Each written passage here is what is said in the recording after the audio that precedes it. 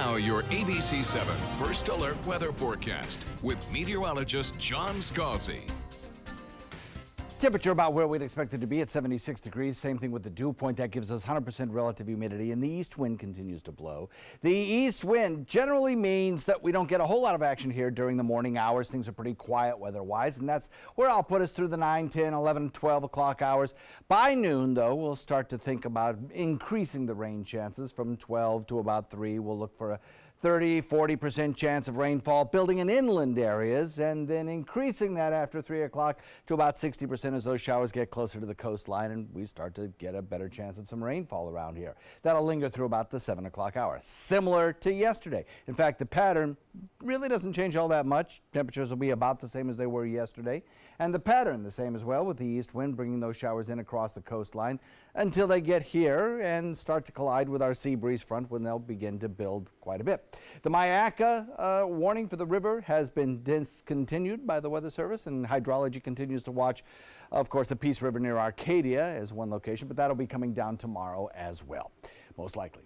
High pressure, the dominant weather feature for us just to the north, brings the east wind. That's the driving mechanism for returning moisture to our area and to giving us colliding winds near the coastline with the sea breeze that produces the showers as they drift across the coast. They get to our coastline, they explode into larger storms. Now, this all changes as we head into tomorrow, into a Saturday. We'll start to watch the winds change from an east wind to a more west wind. And what does that mean? Well, as you might intuitively imagine, it means that the showers that build strong along our coastline in the afternoon build strong along the coastline on the other coast in the afternoon, leaving our coastline pretty quiet during the later part of the day. For today, good chances of afternoon storms.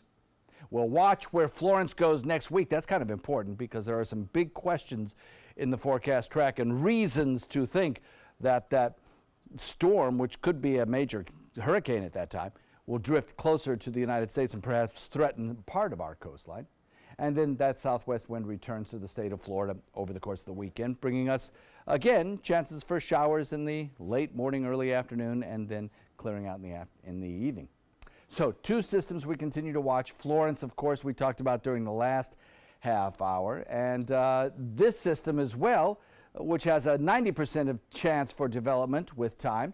It's one of several waves that will be coming off the coast of Africa, and these systems will continue to drift westward across the Atlantic and will give us, I think, some interest next week as to exactly what they will be doing and whether they will build.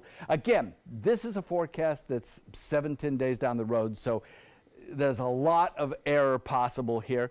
This particular forecast, the American forecast, shows perhaps Florence maybe recurving back out into the open waters of the Atlantic. Other forecasts take it right into the center of the mid-Atlantic coastline. So we'll watch it. We'll let you know any updates. But again, that tropical wave could be of more interest to the state of Florida than Florence is, as that may affect areas higher in latitude. So we'll continue to watch it. Hurricane season becoming very active as we enter the height of hurricane season.